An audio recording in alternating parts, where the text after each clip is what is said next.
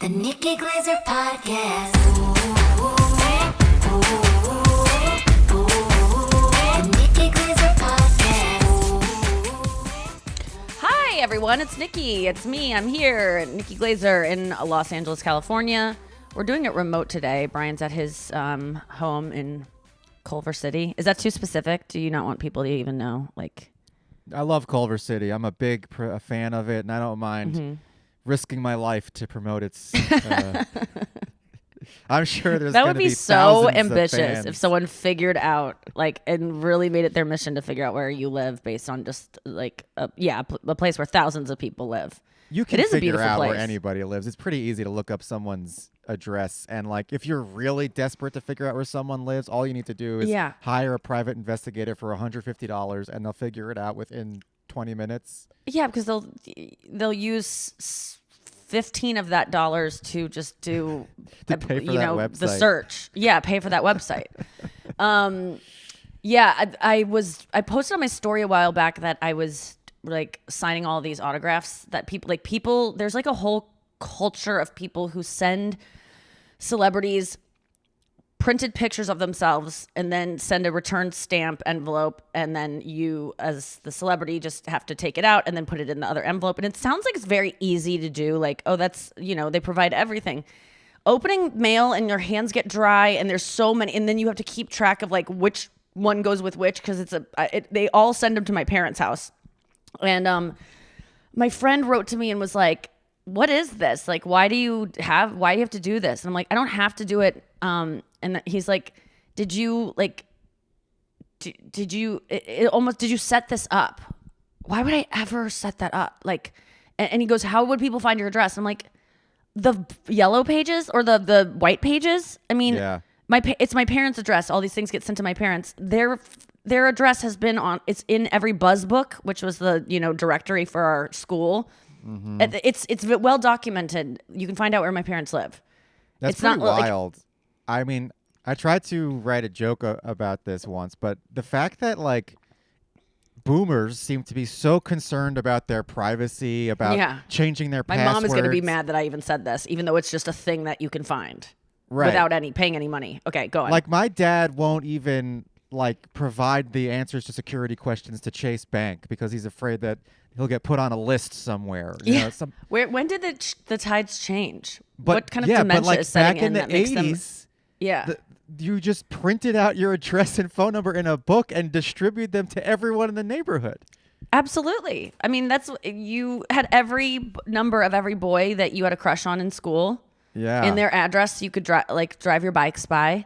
Yep. And my mom, people don't know where I live, which is good for the most part. I think they don't, but they could probably figure it out. And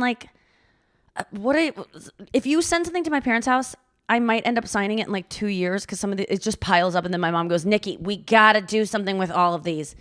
And I'll probably eventually get to it, but please don't. It's just added work in my life. And unless it's really matters to you, if you're just someone who's hoarding these things, why? I mean, I guess I hoard certain things. I have things that I'm into. But these people, they meet me at airports. I mean, this isn't a common thing that happens to me, but it just happened to me in Buffalo. Buffalo was just so many things happened in Buffalo. I met those Swifties on the flight home. I got into that altercation with the guy at the TSA. But when I arrived in Buffalo, were they there when I arrived? No, when I got to the airport in Buffalo, or maybe it was, I don't know where it was, but when I got to the airport, they knew what terminal I was going to be at. Someone that works at the airport hooks these guys up with the flight logs and finds out who's going to be there. And then my, David Spade told me that sometimes he will land in a city and they'll be waiting at the gate for him. People that don't even have a ticket. They didn't buy a ticket to get in. They have friends that connect them and get them in so that they can harass people when they get off the plane. And they're always really nice. They're always guys in a dirty coat. Yep. Who look a little unshowered and disheveled, but they're so nice. And they're always they always tell you something about yourself. I loved that roast joke you did about they have some specific thing that makes it feel like they're really a fan. And then they have tons of printed pictures of you, and they hand you a Sharpie or an exact, the right kind of pen that they want for that thing. And then they have these they'll have a big cardboard, board. And then they have all of your headshots laid out, 7 of them. And then they hand you a thing and you just sign each one. and I Yeah. just write an X through the ones that where I don't like the picture that they've chose. Yeah. And they don't want them personalized because they are, I guess, going to sell them. But Yep. I've signed thousands at this point, and I'm not even that famous. Like, what are you going to get for that? Like, what happens? Like, do they trade them? Like, what is going on with these? You I sell need to them know on about this eBay. culture. I mean, I But used to for live with a what? guy Like, like that. your shipping would cost more than someone would pay to buy an autograph of mine Maybe now. at this point. Maybe. But it's all if I die tragically or if I start dating someone famous. That's the only way that I'm going to reach the level of fame in which those are going to be. If I start dating Taylor no, there's Swift, lots of ways you can do it. You could kill somebody. that's too. Yeah, don't Yeah. discount that. You Never could- discount that I could pull an OJ Yeah. or Robert Blake. I'm trying to think of other famous people that have murdered. Yeah, but You just gotta I think just am outside always the like, box. I just have to. These are gonna really. Sometimes I write like this will be so expensive when I die.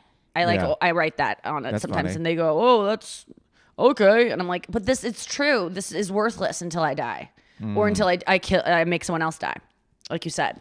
But Yeah. I don't know what this is, and they all, they'll write. They all send the same looking things. Like I know this is a subculture of people, and I want to understand it. It's like the same people that buy like Funko Pops, like where you're just like, why? Like, what You is want it to about understand not this the thing? people who are trying to get you to sign it and then sell it on eBay. You want to understand the people who collect the autographs, who will pay. I get that. I get collecting. Like you have like a room in your house and you have all these people that like you have taken some of their time from them to scribble Mm-hmm. on a paper. Like you own a piece of their time. Like all the things I have of I have so many Taylor Swift signatures because she signed so much stuff. Yeah. And there's a part of me that feels like I had a second of her life. Mm-hmm. I That's had yours. 1.2 seconds of her life when she went.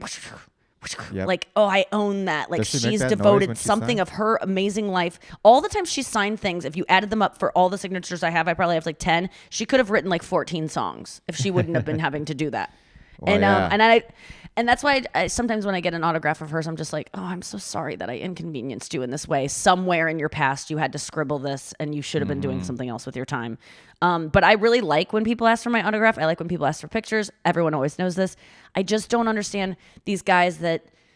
And then they send you a letter too a lot of times, and that's really nice. But it's kind of like Mad Lib style. Like you can tell they just fill in. But some of them are very personal, and I can tell that a lot of I'm being shitty. A lot of these people I think are homebound.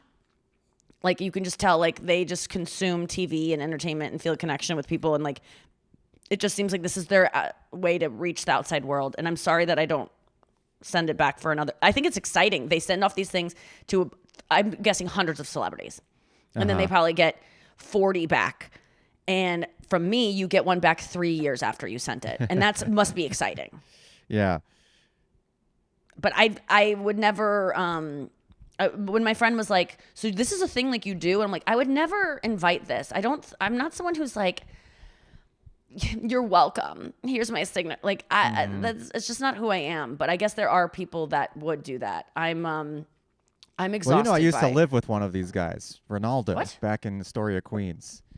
A guy. Wait, who the guy would, that you told us about who would? Oh yeah, he would go to celebrity events. he took and me to then one. I was like his scavenge. little mentor for a while because I was also poor, and he's the one who taught me how to get onto food stamps and to take advantage of all of the publicly funded safety How do you get net. on food stamps? I know that's such a privileged thing to say. Yeah, But how I do mean, you- there was a bunch of different tricks. So like much one red of the tape. tricks, one of the tricks was like, don't tell them that you have a cell phone, because if you have enough money to afford a cell phone plan, or if you're on your parents' plan still, then they're gonna think you have enough money to not need food stamps. So just lie and say, I don't even have a phone. Like stuff like that. And he's like, you go in, and he's like, you got to wear a shirt with like that's like it's not that nice. Like you got to wear a button-down shirt that looks like you got it at the discount rack at a mall somewhere. Maybe it doesn't fit you right. And then when you go in there, he just like coached me. He's like, when you go in there, look like you're sad. Look like nothing's going well in your life and you just need a little bit of help. So what is in there? Where is there? You have to go to like a social services administrative building. It's a government building. It's like going to the DMV, except you go to the food stamps office and you interview with a social worker. And then what do the food stamps literally look like stamps? I think they used to back in the day, but that's that's no longer the case. They give you actually. Is it a card now? Yeah, it's a card now. And the rule with food stamps is you can only buy food that's groceries that's not prepared. So if you even if you went to the grocery store, you couldn't buy like a cooked rotisserie chicken at the grocery store with food Well, stamps. that's what poor people need because they don't have microwaves and stuff. They really want you to pinch every penny and spend your money on uncooked food so that you cook it yourself and that you save the money. It's cheaper. But then there's some things that you can buy with food stamps that you're like, how is this possible? Like a Mountain Dew Berry Blast or like things that don't give you any nutrition. Yeah, you can. I think there's really like a lot of food that you can get that's just like it's not even food. But you're not allowed to buy a cooked rotisserie chicken, which I've tried to buy before and they said no. But listen to this. I got the maximum amount of benefit on the food stamps because at the time I was just like living in Astoria. I was I wasn't. Man, you have that demeanor. If you played up your demeanor of downtrodden, you're gonna get a lot of sympathy stamps. Yeah, but I got the maximum amount thanks to Ronaldo's coaching. And guess how much the maximum amount is? At least at the time. I'm gonna guess $120 a week. That's very close. If you were saying a month, it was $200 a month. Is what you get. That's ridiculous. Yeah, and then the law changed or something. Yeah. And I reapplied for food stamps, and I was denied, and then I had to go before a judge and argue for food stamps. Oh my God, he got you really wrapped up in this thing. Well, I was just like, I hardly make any money at all, and I'm trying to live in Queens. I don't want to. Yeah, it saves you $200 a month. That's something. Now, to be fair, completely fair. At any point, I could have gone. I'm privileged, and I could have gone back and lived with my parents, and I would have been fine. I didn't need the $200 a month per se, but it's not like I was taking $200 a month away from another poor person. It was taking $200 from the government because I had nothing. But isn't it taking $200 from a poor person because they've allotted that amount for the poor people, and that's why there is a system of like trying to figure out who deserves what, and they probably have like you can only give this money away. They have enough. I mean, I'm not blaming you, but I'm saying like when it comes down to it, isn't it like there's not like a pothole that's not being covered up because you did that? It's like no, and there isn't a poor person that I took. Like it wasn't like me versus somebody else. No, of course. But in the scheme of things, it's the argument I make when like people have kids. No offense to Noah, who's in active labor right now, but when you have a child, and you don't adopt, there's a kid shivering in an orphanage somewhere because you wanted to have something that looked like you. There is, and we do this this is for everything we do in life that's even a little bit selfish or isn't, there's something because of that. Like my dad always saying, because you left this lamp on, there is a smokestack billowing out poisonous fumes because of this lamp that you left on. Those smokestacks that just like, they used to really disturb me as a child. It's just like pollution going in the air. Like this, it's crazy looking. Mm-hmm. It's just like what you see on documentaries where it's like the end of the world. There's always a shot of a smokestack. And my dad really like hammered that in my head of like, that's because you're so selfish that you didn't want to go like turn off that bedside lamp because you wanted to go get to Starbucks faster. You are now polluting the world. And I think in those terms because of my dad. You know what? Now that you mention it, I do remember at the beginning of the process, I had to box a Honduran family and I knew something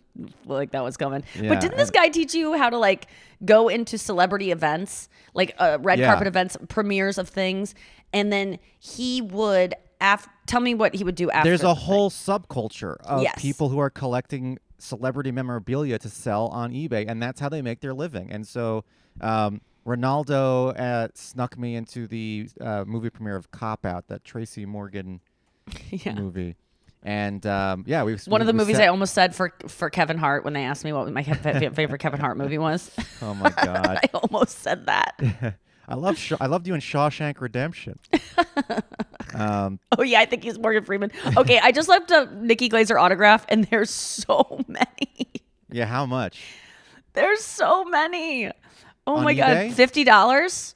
That's $90. Wow. Oh, I remember signing that one. Good. I like remember some of these. Oh, I signed my legs in this one. Yeah, look at this. $90, $115. I mean, there's nothing under $50. Oh, there's one, a comedy signed index card. Oh, these bastards. I always wonder what they do. Because sometimes they just send a index card. You can get one for $5. I mean, it's all of them. They're all here. Wow. Okay, that makes sense. But I mean, like, if you can get $50 for an autograph, that's like a good deal for those guys. There's like a fan art sticker of me looking like I'm crying. What is that from? That's crazy. That's kind of good. Nikki fan art podcast sticker, and I look like I'm crying. It's a really pretty picture of me too. Thanks for making that sticker, everyone. I don't know when I cried like that publicly, but you nailed it. Name another comedian who you think is comparable to you in fame.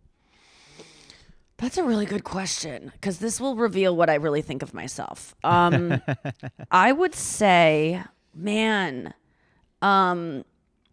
God, who would you? I mean, like, I'm not going to be offended. Comparable to you in fame? Yeah, let me just type in comedians, because I literally am like drawing a blank. Who's comparable to you? Mid-level famous comedians. Mid-level fame. Well, think about who's just touring theaters now. I mean, basically. Oh, that's a good point. What about Pete Holmes? I don't know. Yeah, I'd say Pete Holmes. Okay, Pete Holmes. That's perfect. So I used to think that and by the way, I'm doing a show with Pete Holmes today. I'm doing a live Netflix show with Pete Holmes. Today?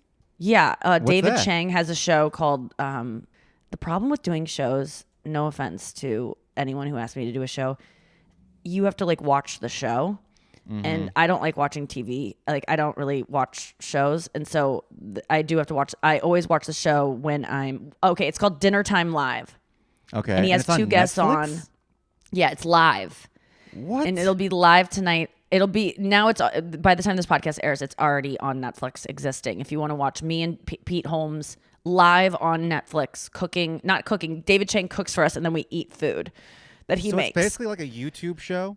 Yeah, that's just on Netflix. Kind of, but it's really well shot. You know what I mean? Yeah, that's wild, man. Netflix really leaning into this live thing.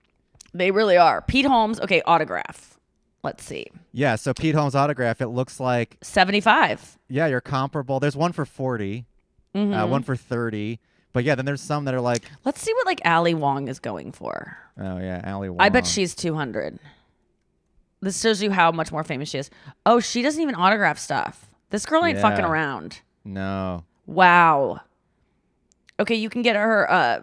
She signed a beef thing for $42.95. You can get another one for $40. Okay, well but that's crazy because she doesn't. I have so much stuff online. Why do people? Oh God, this doesn't make sense to me. Okay, let's see. Chelsea Handler, and I'm not comparing myself to her. I just want. She's obviously leagues and leagues above me. Chelsea Handler autograph. Okay, hers are going for 150, as they should. So she's that much more famous. I was thinking about fame the other day and how much more famous people are. It really is about, for me at least, I'm sure there's other platforms, but like Instagram followers really dictate how famous you are. And so Taylor Swift has I think how many millions of followers does she have? Because I was like, how much more famous is Taylor Swift than me? I mean, she's the most famous person in the world, but like, let's just think about the scale. She's on the top of the scale. She has 283 million followers.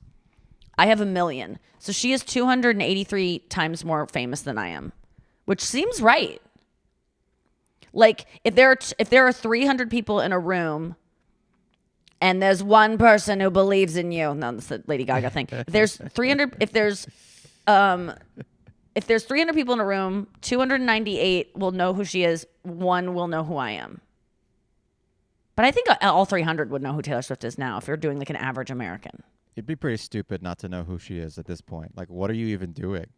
Like, what's going on in your life that you don't know who Taylor Swift is? It's like when people say, I don't know who I'm voting for in the next presidential election. It's like, what are you doing? Where is your Taylor time Swift, going? Obviously. Yeah. I'm trying to think of something recently where my friend didn't know it, and I go, what the fuck? How do you not know that? Mm-hmm. Someone had never heard. Oh, I had never heard of. I guess there's this like famous TikTok couple where they like. I definitely am aware of them. This is the thing about me. I'm aware of things, but I don't like know the details. But like, there's a TikTok couple where it's like Marcy and Diz or something, and they get dressed, and then he just compliments his wife and is like, "Look at how lovely she looks," and they're so famous. Yeah. Olivia, you probably know who I'm talking about because most people know exactly who I'm talking about. But I had a feeling you would not know, Brian. Even today No. on Girls Chat, Sarah Lena was like, girls, I love like watching video of like, I want to know how everyone gets ready. How do you guys get ready? Like, what do you do in the morning when you get up and you get ready? And like, how do you do your makeup and brush your teeth? Like, what order do you go in? And I was like, have you ever heard of Get Ready With Me?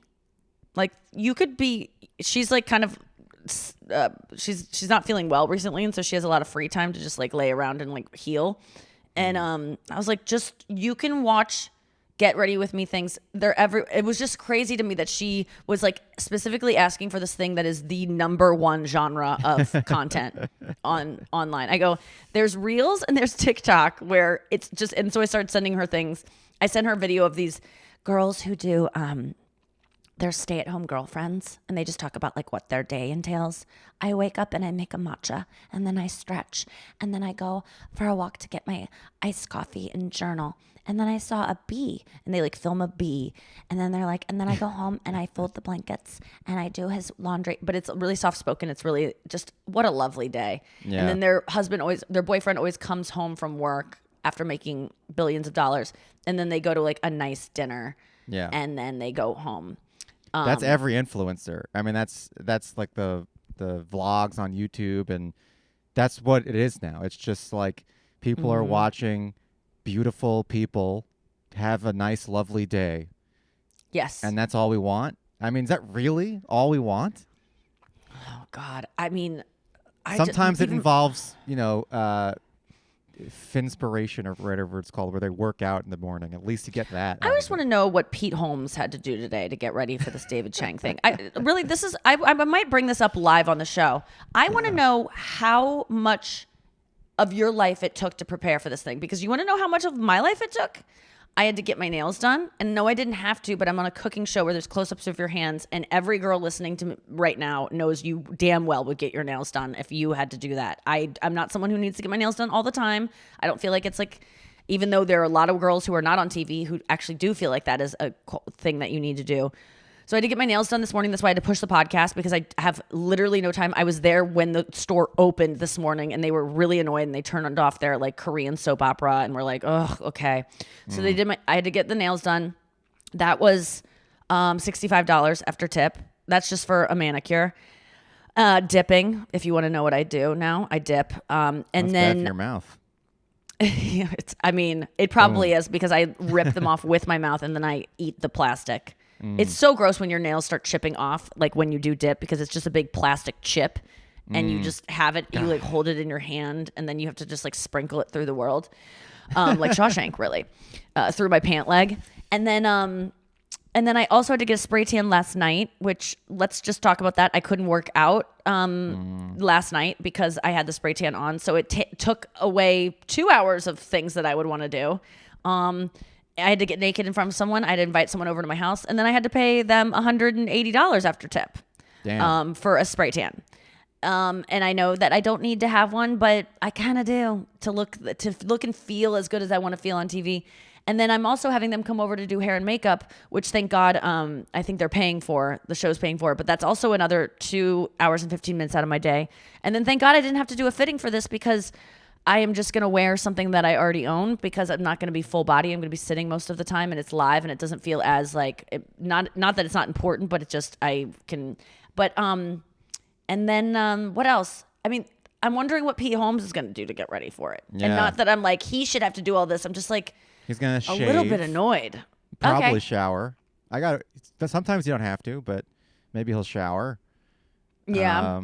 Maybe he got a haircut. That's real. Maybe he did get a haircut. Yeah, again, I'm not complaining about why don't men have it so easy. I mean, I guess that's what I'm complaining about, and I don't know what I want from this thing, and I say this a lot, but it's just the way it is. I'm not like mad about it. I'm not like, you guys should have to do this, or like, women shouldn't have to do it.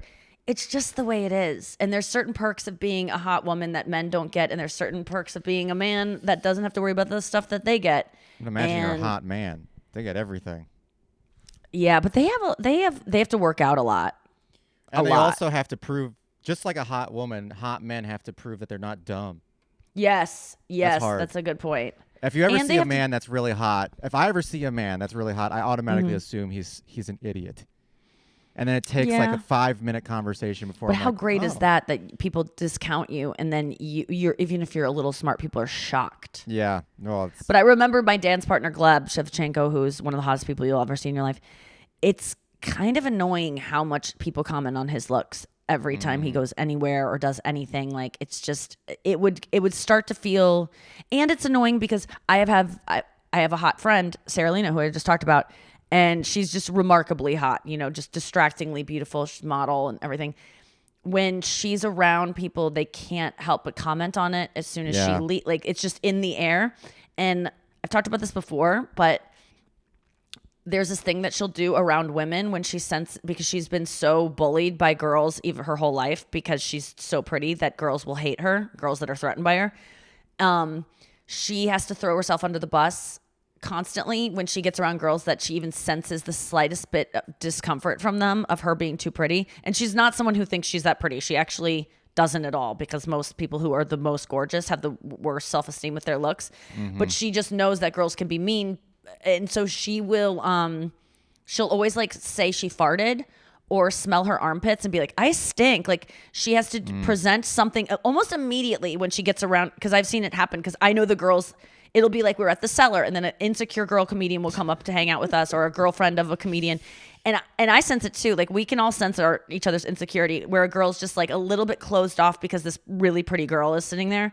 And Sarah Lena will inevitably say she stinks pretty She'll soon undercut after it. that. My pussy stinks and I'm farting.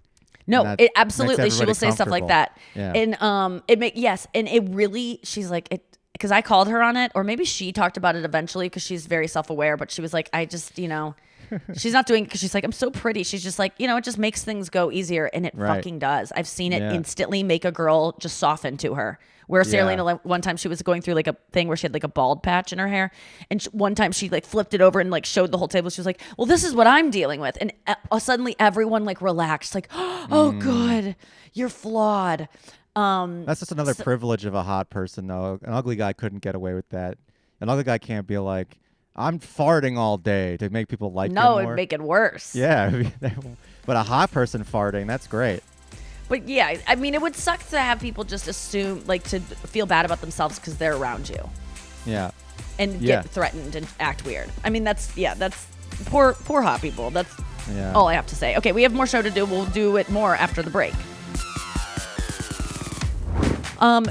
Yesterday I did record a episode of the podcast that's going to be on the feed. I mean, it's not really related. It's me. It's still me, I guess. What's that's it why. called?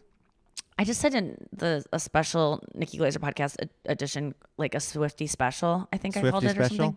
something. Yeah, something like that. I don't know. Like, it was just it was really fun. I did it with my friend Noor Hadidi, who's a comedian in Canada. And she's like she's the only person in my life literally the only person I know personally who gets into Taylor Swift and loves her as much as I do. And like, we can really gush in a way that is next level. So we had a really good time doing that. And we recorded for like 2 hours. We had some technical issues, but it was a full 2-hour thing that cut down to probably an hour and a half. And we're not even done. We're not even close to being done. So there will be multiple episodes of that. So that's exciting. And this is focusing solely on the new album?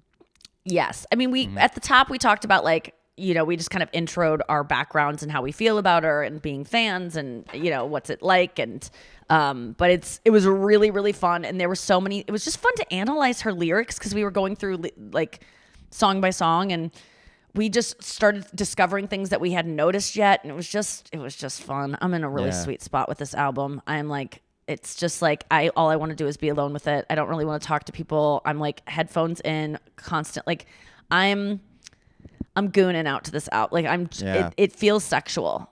Did I say this yesterday on the podcast? I like, honestly, the other night, did I tell about how I feel like I have a crush? No.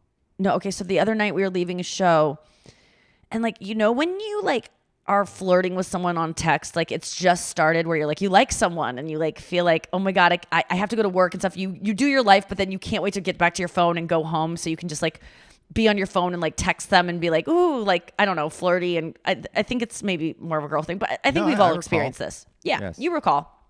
And so do I, but I don't have that in my life anymore because I'm in a relationship. So it's not like, Chris and I don't like text each other constantly, and I don't look at the bubbles waiting for them to pop up. Like, what's he gonna say? Like that feeling of anticipation. So it's been a while since I've like felt that, because that's what a relationship is. Like that shit goes away. Limerence, as I've talked about before. But and I think I talked about this is where I talked about it, is on the podcast. So I'm sorry if you are going to hear this again. You can zip past it when you hear it on the Taylor episode. But the other night I was like so excited to leave the show, because I was like, I get to go text this. But like I had that texting a boy feeling of like, I have a new crush. And I was like, why am I feeling? And then I was like assessing my life. And I'm like, I don't have what's going on? And I was like, oh my God, it's this album. Like I feel like I have a crush on this album, and that I get to like intimately like get to know it and have it get to know me.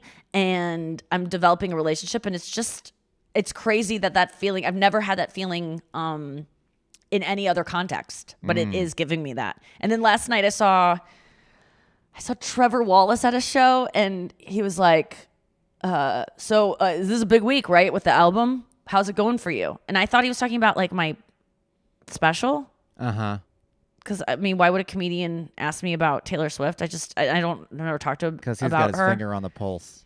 Yeah, he has his finger on the pulse, and Yeah. he's aware. He watches my story. He's aware. Like, we're friends. He's aware of my obsession, but I didn't even think of that. And I go, oh, like my special? And he goes, oh no, I mean, that's a big deal too. And I'm like, no, it's not. Like, no, believe me, I don't want to talk about that at all. Of course, I was like, yeah, it's huge. And I got to talk about it. I got talked about it a lot. I like usually just go do my set at the store, and then I leave because I just need to get sleep. But then after I got off stage, there were some girls in there that wanted to talk about the album, and I stayed for like an hour plus afterwards, just talking about Taylor Swift and stuff. It was so fun. You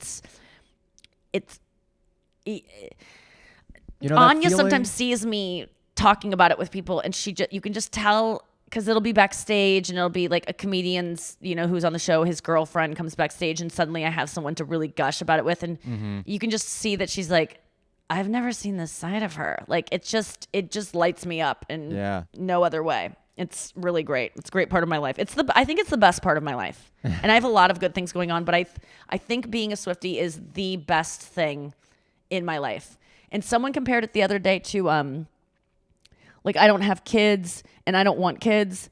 And it was Natasha Leggero and Moshe's podcast, and we were talking about me not wanting kids, and I'm like, I kind of like have joy in my life from this thing that like not that it's the same joy at all, not even close. I would never compare it to like whatever's going on in a parent's brain when your kid hugs you or like rests its head on your shoulder, or whatever kids do once every 9 months that makes it worth it. But because let's be honest, most of it sucks. You're just tired and annoyed. Yes. And then there's And some dirty. times where they do something very, very cute. And those times are always highlighted on Instagram for women like me who go, oh, you're missing out. Because this little girl goes, a strawberry. Just strawberry? And she goes, what do you want? A strawberry. And she takes her sucky out and she goes, strawberry. And she goes, a strawberry? And she goes, yes. And it's the cutest thing you've ever seen. And like literally that clip, I sent it to the girls chat. It's like, it made us all like ache for a child, but that is not the reality. That is a very small. Most of the time it's like, yes. And like scream, like it's not that at all. And it's throwing the strawberry and then smearing it on the white couch that you bought before you thought you were going to have kids. Yes. It's getting, and then you just don't even care because your couch looks like shit anyway, because kids are just disgusting. And this isn't turning into a kid hating podcast. And then your friend calls but you and they go, do you want to go to the Rangers game? No, And you your go, friends don't call you. Are you fucking kidding me? No, your friends don't call you. That's not a thing that it's happens. Women with kids, you know who you are. Yeah. You don't get asked to do things anymore because I you can never see it can happening. go. You never can go. You At can the never get a beginning, you babysitter. get asked. What happened to babysitters? What happened to babysitters? They still I exist? babysat all the fucking time in high Oh. school and middle school even, and as a 20-something. All the time I was nannying. All That's the the time. Every suburbs. Friday and Saturday night I could. No, people don't. I have so many friends with kids. People don't trust. It's this fear again that we were talking about, the boomer fear. But it's not boomers anymore. It's like people don't trust other people with their kids anymore, ever. And listen, I'm a big proponent of like, don't trust men with your kids, but a female babysitter, come on. Go have a night out. You deserve it. But people convince themselves, including people in my family. I mean, my sister has 3 kids and they have never once had a sitter. Never. Wow. What about They the have my parents grandparents? and his parents, but Yeah. that's all they have. And Well, they had that's- me one night in 7 years of I mean, having but if you kids. have the grandparents, then that's like a really quality sitter. Why But would you ever you don't go pay for the a- grandparents, and the grandparents end up resenting it. No, like, I'm sorry, it's just true. Like, the grandparents will always say yes because they love the grandkids so much, just as much as you love your kids. But you got to pay the grandparents. I would never ever have kids and not pay my parents to watch them if they watch them. But that's just me. think they I would just accept the can't money? imagine being like, here's a gift for you to take care of these 3 kids that you don't even have the bodily function to provide for them anymore because you're all 65, 70 years old. So here's a bunch of toddlers that you could never bear yourself because your body is incapable of raising them. Thus, you shouldn't be watching kids. Like, I just don't understand. I know I'm going to get backlash from parents of like, it's Yes, hard to find a backlash. babysitter. It couldn't be easier. There are so many apps. Rover.com. I wrote because I was just wanting my sister to find a babysitter that I was like, I'll pay for it, right? Like you need to stop asking mom and dad. Not that they don't enjoy it and they'll always say yes, but like they like their free time too, right? And you just need to have a backup. And I asked my assistant to go find babysitters in St. Louis that aren't men, and there were tons. And we Yeah. sent them all to my sister to choose one, and I was going to pay for it, and she still wouldn't choose it. So it's like it's not because of the cost. It's not because there's not places to find them. And I do know from people that have come to my shows and said we couldn't get a babysitter, like it is hard to find a good babysitter and one Yeah, that you're you afraid trust. they're And like, going to like hit your kid with a pencil or something like they saw on Deadline in But there's- 2008. but there's so many apps and reviews and stuff now. Like you used the to just have to reviews. trust whatever person was living next to you and their daughter, who was probably a drug addict and was going to have her boyfriend over while your kid slept. Hopefully your kid was sleeping. You know what I mean? Like that was the reality You know back what? then. You but know what you can do? You What? hire 2 babysitters, one so they watch each other. No, people don't have enough money for that. But that's a good point. I used to always babysit with my friends. That was the most fun because then you had like someone to interact with the kid. Like it was more fun. Yeah. And then we'd split the money. But yeah, people just don't have the money for babysitters. But I would argue then don't have kids. But then people want kids and they go, well, I'm not going to not have kids because I can't afford a babysitter. But this is the world we live in where things are so expensive. Like you got to you can't do everything you want to do. But I Yeah. just don't, I guess, besties, if you could write me less than 5 sentences about why there's what's a dirge? What's the opposite of like too many? A deficit, but there's another word Yeah. of babysitters A and why you dirge. guys don't get babysitters. What does dirge mean? I think it's like a sad song. There's a dirge of babysitters out there, and they A need lament for the jobs. dead. Okay, so yeah, a mournful song. Okay, I got it Yeah. right on the second. Wow, But great there's a job. dirge of babysitters. There's a I barge. just don't get it. Yeah, But I don't know. I have a lot of. they're thoughts all on out this there too, matter. and it's sad. It's a real problem in America. There's all these babysitters lining up outside Home Depot, and they're begging to babysit, and no one's hiring them. people and Do your part. No, people just don't. This is the thing. This is what I really think it is, and this is someone who has really no. I'm not in the what's it called? God, why can't I think today? I'm not in the battlefield. I'm not on the ground experiencing this myself. So these are all just No. speculations. We have no idea what we're talking about. Here's the thing. I think people don't get babysitters because they don't want to do anything. Oh shit! They don't want to go out. They Yeah. have kids because they don't want to go out. Oh. And That's when the you best have argument kids, I've ever heard for having kids. I mean, that's why people they have dogs and stuff. They go, I got to take my dog out. I mean, Mike Yeah. McClintock on Veep invented a dog so he would have a reason to go home. It was like a Uh-huh. fake dog, but people do. I don't think they initially do it. Like they have kids because so I don't have to go out. But once you have kids, you're so exhausted. Your body, if you've already had a baby, you don't feel good in your body because it's your child's, especially if you're breastfeeding and you've just gone through labor and been cut open. You don't feel good about putting on like real clothes and like going out, and you want an excuse not to. Yeah. And so now you have one built in. And so it's Perfect just excuse. it starts the urge to stay inside and not go out because you don't feel as good about yourself. You don't feel connected to the world. You've been watching just like Bluey all day. You don't even have anything to talk about with people. You don't really relate to your friends that don't have kids anymore. So you just say we can't get a babysitter. They're too hard to find. And you and I then boy you can go, do I but relate I can to bring that. my kid. I can bring my kid, and you go, no, Yeah, please I don't don't. think. I do think I will give parents credit that they know no one likes their kid as much as they do. Oh, well, I think most people I know I deal some with that don't know really. that. Yeah, and I've seen Last them in night- like just in like the airport. Like there was a kid walking Oof. across all of the seats, and like, but you know how like the seats are back facing each other, so you have one on either side of the aisle. Yeah. There was I was sitting down, and on the Like other at the side, gate. there was at the gate. There was a kid just like running up and down the seats, and he like smacked me in the head twice, and I had to turn around and like look at the parent. Like, can you like tell your kid not to like smack strangers in the back of their I'm dying head? for an interaction like this. Yeah. That's all I want to do is confront a parent about like, and I know it's exhausting, and I know I'd probably do the same thing, but you signed up for it, so you have Yeah. to like. Did you know, see I this can complain latest all day season about of getting my Curb? nails done and getting tans, but I signed up for this, so I can complain, but I don't need to make other people suffer because of it, even though you had to listen to my story about it. Did I see what? The Curb? The last season of Curb, the last episode of Curb. Oh my god! What happens There's on this it? I mean, Larry great David- moment in the series finale. It's the final episode ever, where Larry David's in a hotel and he walks in, and then some lady's kid comes up to Larry and does something rude. I forgot exactly what it was, and Larry just says, "Hey," and then he starts to walk away, but the parent says, "That wasn't nice. I want you to apologize to this man. Apologize to this man." No, thank you. And then Larry's like, "That's okay. He doesn't need to do anything." No. He needs to learn this lesson. It's important. And so now she's keeping him hostage. And he goes to the kid. He leans down and he says, "Listen, I got to tell you something. I'm 82 years old, and never once in my life have I ever learned a lesson." And the mom's like, "How dare you say that to me?" And he walks away. And I just love that. We've talked about it on the show before, where it's like, it's not our job to teach your children life lessons. No, I don't want to be Yeah. a part of it. No.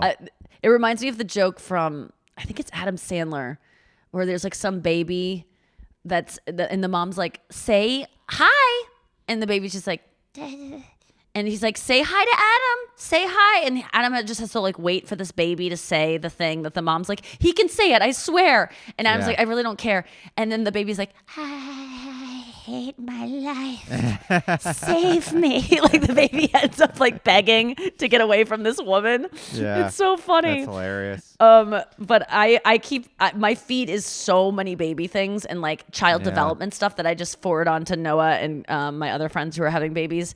And now I got him. It has to stop. I don't want any more baby stuff. I'm so sick of it. But I can't help but like send the stuff that does come up. So I have to like figure out how to fix the You algorithm. need another account, a baby account, where you can forward things to your friends. Yeah, maybe. Some of it's very fascinating. Like to get a baby to talk and to say what you want it to say, you need to, instead of being like, the wheel is on the, like, I guess like, say Nikki. Say Nikki. Like they're always trying to get the babies to say Nikki because they, everyone in my family knows that we're all narcissists. When a baby says our name or like likes us, we're like, now we like the baby. So they're trying to get him to be, he's like, Kiki or whatever he says. But sometimes they just are obstinate and they're like, I'm not going to say that. And so most kids are just like, they feel put on the spot when you're like, say it. And then everyone waits. You're supposed to go like, we can't wait to see Nikki. We can't wait to see Nikki. We can't wait to see.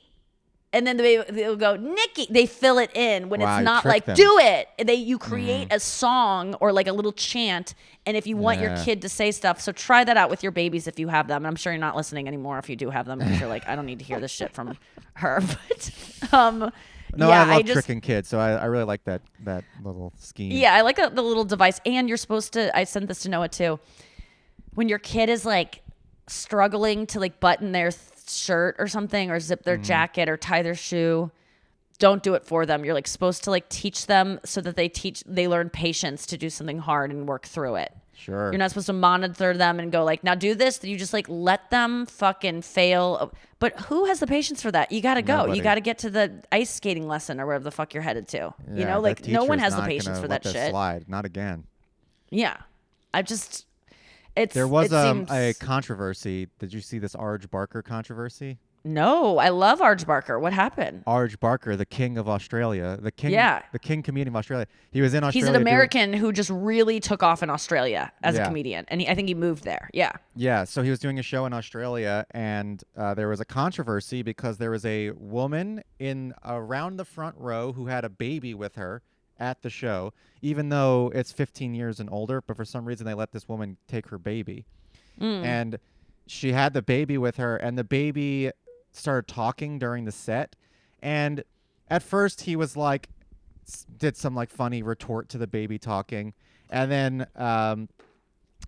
to get the baby to stop talking, she started breastfeeding the baby, which did get him to stop talking for a little while, and then like 10 minutes into the set he's talking again. So then Arj Barker says, "I'm sorry, but you're gonna have to leave." He was thinking about, he said that 10 minutes late after I would have. Yeah. He's like, you can't have a talking baby in here the whole time. I mean, it's going to ruin the show for everybody else. And he asked them to leave. And this created a huge controversy in Australia. There was articles written about it. What? Why? Why would anyone think it's appropriate to bring a baby to a comedy show? Why? Yeah. Well, who is defending this woman? They tied it to the breastfeeding specifically. They got really fixated on the breastfeeding. No, we liked that. The baby shut the fuck up. Yeah, and Arj even said, just FYI, I support breastfeeding in public. I think it's a necessity. That's not why I asked them to leave. But everyone was like, "You're anti-breastfeeding, Arj. You're a misogynist." And then he's like, "No, I didn't mind the breastfeeding. It was the interrupting of the set from the baby talking in a show that is 15 and older." So I'm assuming you're on the side of Arj. Of course I am. This is insane to bring I think it's insane to bring your baby to a restaurant. I'm going to go out and say, I think babies on planes, your baby doesn't need to travel. I really, and I'm not being funny. I'm not trying to be funny. No one needs to see your baby across the country. If they need to see it that desperately, they should fly to you. And I understand, what if they're in a wheelchair and that they're about to die, they're in hospice care. They don't need to see. They've seen babies. Your baby is no like. And I know you want that picture and that moment where they meet the grandfather that they'll never know. What if there's a grandmother on her deathbed in California and she says, my dying wish, not I important see enough. This baby. It's your FaceTime. I'm sorry. Like life is. You don't get to do everything you want in life. This didn't plan out for you the way it was supposed to.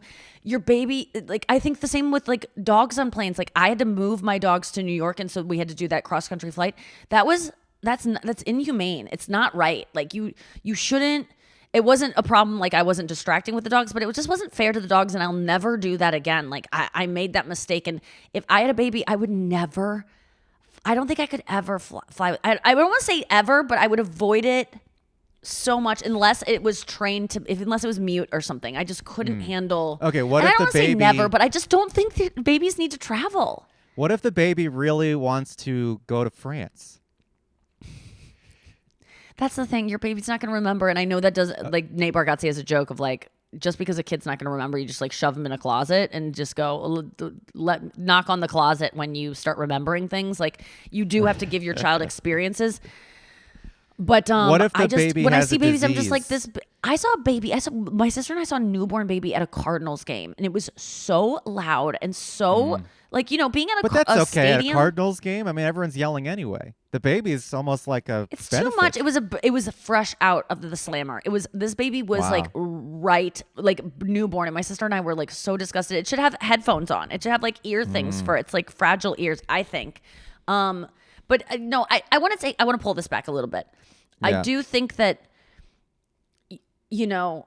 sometimes you do just have to travel and you got to bring the baby because let's say your mom is dying. You want to go see your mom. You can't find a sitter. Again, I would argue that you need to be in a situation where you can afford a sitter if you want to have kids, but that's also not fair because everyone should be able to have kids. But I actually don't believe that. I think that it's cost prohibitive to some people and that sucks but you know what?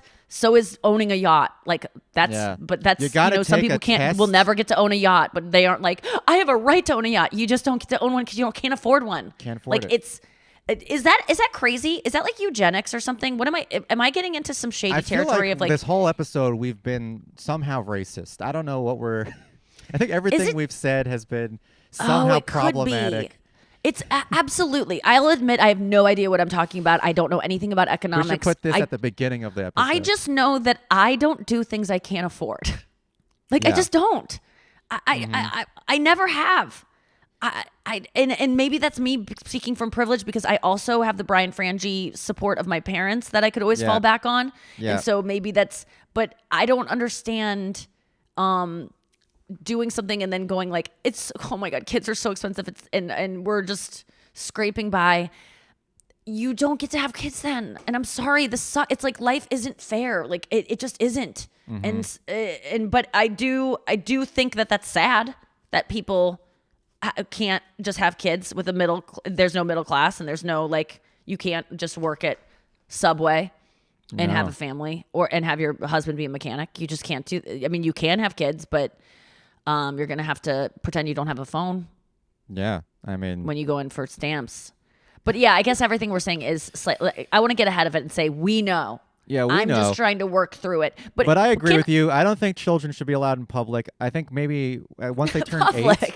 No, I think it's outrageous. By the way, we were kids once. Like, do you remember being a kid and hearing about people hating kids? And I was always like, why do you hate kids like you were a kid once? Like, shut up. I can't help that I'm a kid. So I don't hate kids. No, I don't hate them.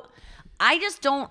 I think I just resent the naivete of parents getting into it and then being like, it's so hard. Oh, and it's like, there should just be separate. Everyone's said this before. There should be separate amenities for children everywhere. Like, I hate going to a hotel and the pool. You want to sit by the pool or something, and then there's kids everywhere. I don't mind that. I hate going to the daycare and there's a bunch of kids there using the slide.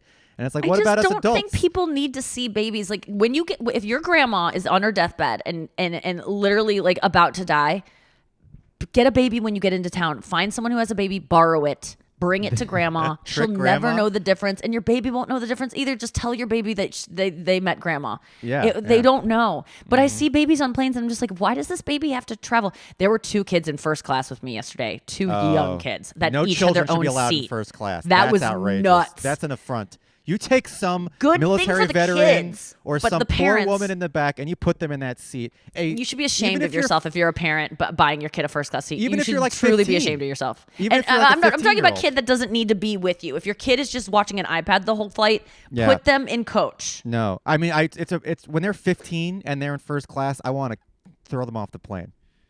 There were 2 yesterday that were under 15. They were between, I would say, 8 and 15. That's no And they were good. right in front of me, and their mom was next to me. And I was like, oh my God. But I will say, with all this being said, there are amazing things about having kids that I will miss out on as someone who's not going to have them probably. And I acknowledge that. And we're just bitter that we don't have the joy and love in our hearts that you do. I mean, possibly. I'm We're thinking just about bitter. getting a dog. I think I'm craving loving something and something depending on me. Even though I can't really even do that for myself. But I hear that if you don't like yourself enough, if you get something to love, it will transfer. I'm just kidding. That doesn't work. But I've been wanting a dog recently, and I saw one last night. Speaking of people who are like, you're going to love mine. And you're like, no, I don't need this. Like Josh Adam Myers, I did his show at the store. And I got there and he's like, I brought my dog. You know, Josh sounds like this. He's like, I brought my dog for you. I know you love dogs. And I was like, Josh, oh, okay. I'm trying to be more authentic. So I didn't say like, yes. You know, I was just like, oh, right. Like that's not lying. That I was surprised that he did that. Yeah. And he goes, he's big. He's a big dog. He's a big boy, but he's really sweet. You're going to love him. And I'm like, I haven't even seen the green room yet. I'm in the hallway. And I'm just like, oh, great. Like I got here. I kind of want to hang out a little bit before my set and go over my notes. And now I'm going to have to deal with a fucking cute. I'm over dogs being big and like their mouths being really wet and like them just going like messing up, like getting it on my jeans, just like a snotty nose, even though your dog is cute. Like, and I'm sick of tails being really taut and like slapping into things. Like, I don't really like big dogs anymore. They didn't do anything wrong. I don't think they should be put down. I'm glad you have them. I'm glad you love them. I grew up with big dogs. My parents had a big dog. Like, we've had big dogs my whole life. If they're not mine, I don't really care for it. I think they stink. I think they're too big, you know? And I don't like how they don't understand their strength and their paws, like, and they always jump up and the person's always like, oh, don't jump up. And I'm like, don't act surprised this dog is jumping up right now. It Right. always does. Like, Yeah. save me that. So I get in the green room and I walk in, and this is a Doberman, a gigantic, Oh my God. gigantic Doberman. And he is so sweet. He is like a statue of a dog that would be like, gargoyle style. Just, he's poised. His mouth will not open, which I love dogs who aren't just like, just like drooling. Like, I don't have to see his teeth that have like that, the brown on it. And his tongue isn't hanging out. There's no foam or anything. I don't know why I've been hanging out with a lot of rabid dogs. He is just keeps his mouth shut. He's stoic. He is in control of himself. And he doesn't bother me because he can tell that I'm just kind of like, I'm not in the mood. So he's like reading my body language. I'm reading his.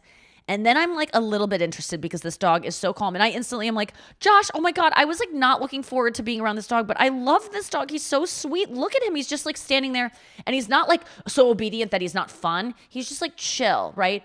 And then he came over and just like kind of got close to me, and I was like, come here. And I like petted him, and he was so clean, and his hair was like short and not dusty and musty. And he put his like head, set his heavy head on my knee. And then I was allowed to kiss his face, and I started kissing, and it was a magical experience. And I told Josh, I'm like, I really prejudged this dog. I thought this was going to suck, especially when you told me he was going to be big. Like, I just didn't want to.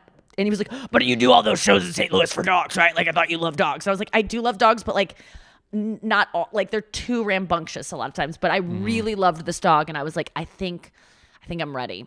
But What's the secret? I Was have he to have well its trained? mouth. Yeah, he was really well trained. Yeah. He got him when he was sober, like after he had been sober from, I think he's open about it, but whatever. He was sober from, hard drugs, and he got this dog to like celebrate it and to project to others. Like, like he still like dresses like a rock and roll guy and kind of lives a rock and roll lifestyle, but he wanted to like, I guess, project to the world that he was in control of himself and like had things going on. So he wanted to really train this dog and have a dog that like reflected how he felt about his sobriety and about like his life. So this dog is just so poised and in control and like calm. And I just loved it. But people, you got to get your dogs under control. You got like this whole thing of like, he never does this. Yes, he does. He always does read. this. I don't know how to do it because some dogs are just too out of control. But I when you see it done right, you're like, man, dogs can be so good. Your dog Jack is so good. Yeah, well, Jack's real chill these days. But maybe that's also true of kids. Yeah, absolutely. There's some kids that are just so well behaved that just like stay on their iPads and they don't look up and they don't talk to him. But they just, they're like polite. Oh my God, yesterday at the airport, I like walked past this kid who was kind of in the way. And I kind of clipped him. I didn't mean to, but we kind of bumped. And he goes, "Oh, excuse me." And I was like, Oh. "Oh my God. A maybe we're fucking being 5-year-old just said, unfair. "Excuse me, I'm sorry." I think he Yeah. said, "I'm sorry." And I go, "No, I'm sorry. That's so sweet." Everything was right with the world. But That's the problem. it is possible to have your kid do that. It is possible. Yeah. And I'm also going to say, we have to go to break, but I'm also going to say that if your kid isn't like that, you're not a bad parent. It's sometimes you get get a kid that will not, no matter how good the parenting is. And that's the risk of being a parent, is that you think like, there's a part of me that thinks, oh, my kid would be awesome. My kid would be a little Taylor Swift. I would train a little girl to be polite and sweet, even into her, all-encompassing global fame that I would, train her to be. And she would love her life and be still nice to people. But it doesn't. Parenting even Taylor is Swift, a very even when small she was a percentage of how your kid, kid turns out. There was Yeah. some point where she went, "I want a strawberry." I bet. Yes. Every kid does it. I don't know. You don't I don't think know. I she think she did was. it? She just like was like a lovely child that was just like grateful and soft spoken. But no, they all do. They all are loud. And I was a terror. I would not wish me as a kid on parent. I was such a brat. We just got a bunch of videos digitized, home videos, and woof, man, it is rough to see like what I was like. There is one clip that is very telling, and I'm at a swim meet, and I've just placed, I think, second, and my cousin is doing like a sideline report, like a funny thing of like, how do you think the race went? And I go, if I'm not number one, I don't want to talk about it. Wow. I go, I'm not interested in being anything except number one. Which I don't really relate to now because there's Ali Wong. She's getting $150 for her auto. There's people that are way more famous than me that I'm not like, really upset that I'm not her, but that was an early indication that like perfectionism was coming out that would never cease. Sure. But it was just so funny to see me like joking and being like, but I wasn't even joking. I was just like, we're not talking about number 2. Like that's the thing about me. I have no interest in talking about, if I don't think a show went well and someone's like, no, it was really good. And I'm like, but compared to what I'm comparing it to, it was bad. I know that I'm good compared to these people that you're maybe thinking about. Yeah. But I'm comparing myself to number 1, and it was bad compared to that because it just like that's what I'm always gonna do, and it's so unhealthy. And No. I But need compared to to watch shit, it was good. more. Yeah, that's Like what if you people always compared say. it to a big pile of shit, I'm saying. And that's it why I was good. telling these girls yesterday when we were talking about our looks and struggling with aging. And there was one woman in this green room. She was so sweet, but she told me that she's never ever liked a picture of herself in her whole life. Wow. She's never once seen a picture of herself where she's like, I like myself. She was like, I don't look. She goes, how long does it take for you to look at a picture after you get a photo shoot? And I say, probably like a week to 2 months. If like this past December, I waited 2 months to look at pictures because I just was feeling worse about myself. And she said, I never look at it. And she doesn't have to because she's not like, promoting stuff as much, I don't think. But she was like, I never, ever look at things. And that made me so sad. I was like, you should. You're beautiful. And she was like, no, I'm not. And it was almost like me saying, there's no such thing as climate change. And she's just like, well, that's not true. Like, she was just like, no, there's no argument to be had here. At least I live a space for like, I know compared to other people, I'm pretty, but I'm just feeling ugly now. Like, I at least see, she was like, no, there's no world. And I was like, fuck. And she's like 42 and a mom and stuff. And I was just like, come on, girl. Gives you perspective. But then we were talking about how that's why I follow women on, a lot of people on Instagram that have like goiters on their faces or burn victims or women that are just disfigured, because it gives me perspective. If they're able to be happy and feel like a lot of confidence, like can't I somehow figure it out? But then Kendall Jenner shows up on the next slide and I feel bad again. So we have to go to break. I'll come back after this. Do you struggle with self-esteem issues? Me? No, the other person I'm doing a podcast with. Self-esteem? That isn't here. Yeah. Like in terms of looks? Yeah, like do you struggle with that of like, man, look at that person. I wish I could look like them, or that's not fair that I have this. I mean, I know maybe your health issues, you probably have a lot of. I guess I don't have the looks thing. I used to have it way more than I do now. Now that I'm a married man, I guess I just like I've accepted that this is it for the rest, and I'm happy that I'm a man because like as I get older, I'll be still accepted as the way I look, and I don't really have to do much about it. Mm-hmm. But I don't really get low self-esteem. I get more like angry at the injustice when like if other people have things that I feel like they don't that I should have or whatever. I don't get like down on myself about it. I get more like angry and I go on tirades. So I don't know what that is, but it's certainly not. It's like high self-esteem. I don't know. Yeah. I think I've noticed that in a lot of people that people focus on, why did this person get this thing? They suck. Yeah. Like everyone else me. says should have low self-esteem. I won't say that I never feel that way about people that get things, but it is very rare. I always just assume, even if they suck and I know they suck, I just go, well, because the market wants things that suck because most people suck and they want things that represent what they are. Mm-hmm. And so I kind of argue like that's just, I don't know. I feel like, and I always feel like they'll be figured out as a fraud. It won't last forever because they don't actually have talent. So it'll go away. Coming. Yeah. Yeah. I think what I have is accurate esteem. I think when there's something I know that I'm good at, I feel very confident.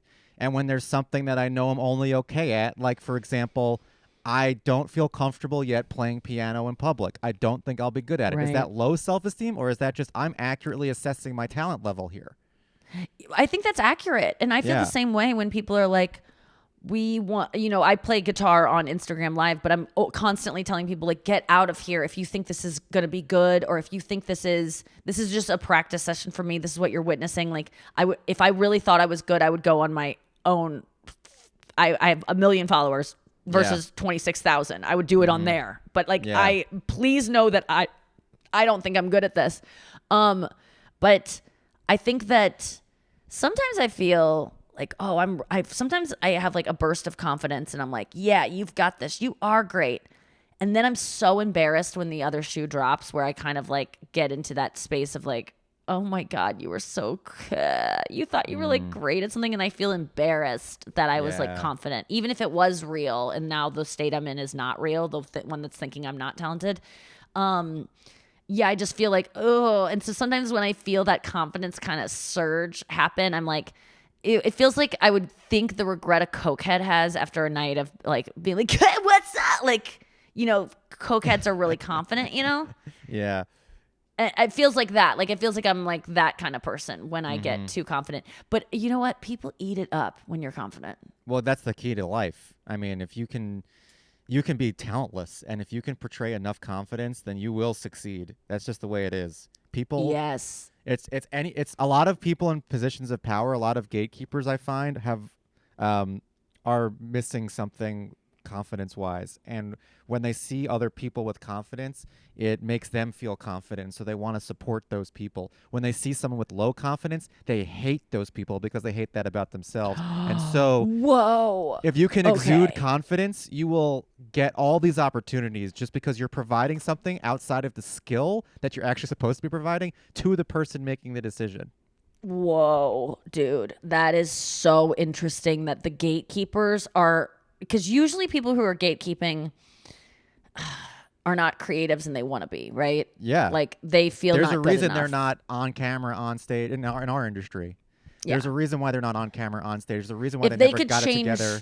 the way their life went, they would, and I would exclude some music producers, some you know Sure. executives that really just enjoy the business of it. There are some that just have a passion for the business, but I would say a lot of them would like, if they could change everything, they'd prefer to be performers. Mm-hmm. And since they can't, Oh my God.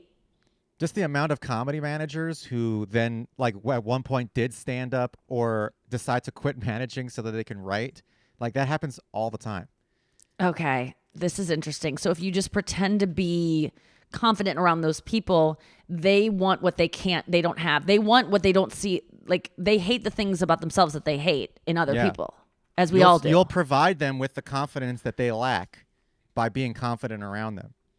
Okay, I got to start They faking will it. admire that about you. If you just come in and you're just like, I am the best and I know exactly what I'm doing. Yeah.